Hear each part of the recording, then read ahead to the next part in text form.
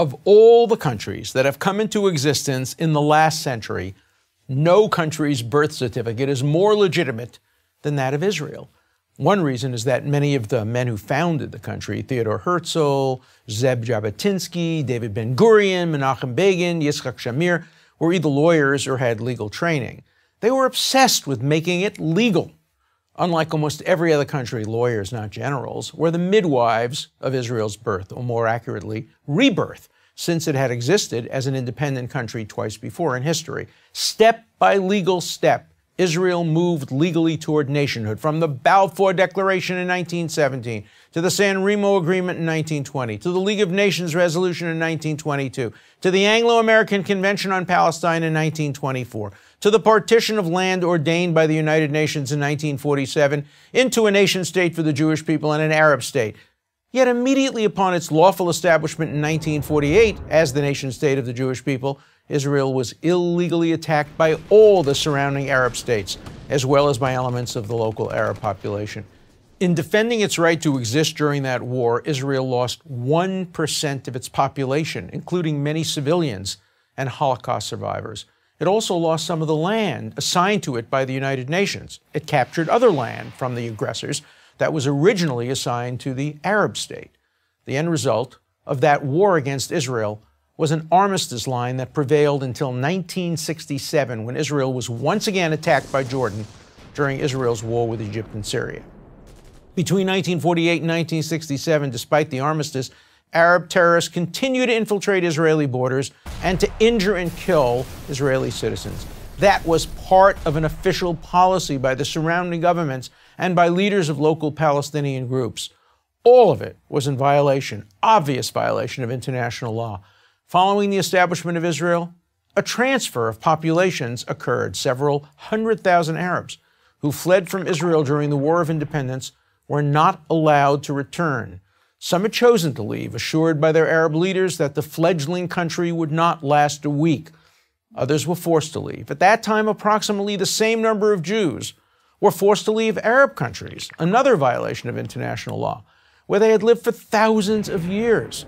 The difference was that Arab countries kept the Arabs who left Israel in refugee camps, where many of them still live more than half a century after leaving Israel. And Israel, on the other hand, fully integrated all the Jewish refugees from Arab countries into Israeli society, where many of their descendants now serve in the highest positions of Israeli life.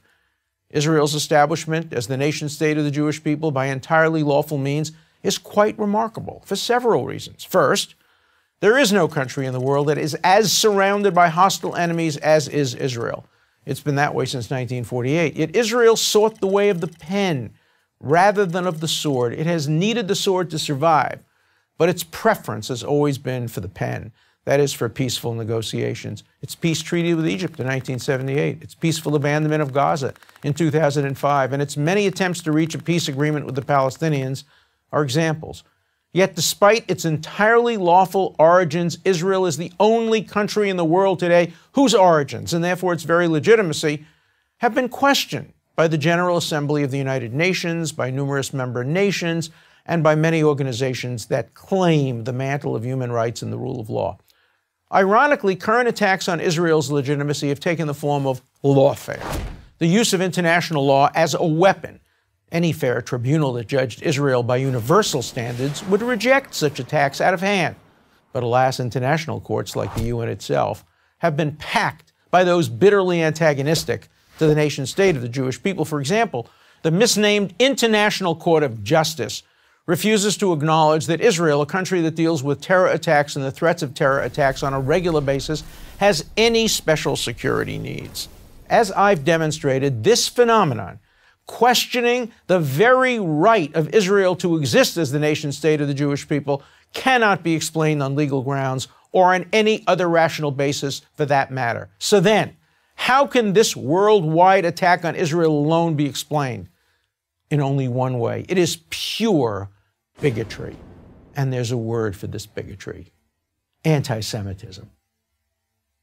If you have a better explanation for why the one country in the world whose right to exist is denied is also the one country that is the nation-state of the Jewish people, I ask you, what is it? I'm Alan Dershowitz, professor of law at Harvard University for Prager University. Join Prager University. Click here to subscribe to our YouTube channel. Click here to sign up for free at PragerU.com for quizzes, contests, and prizes.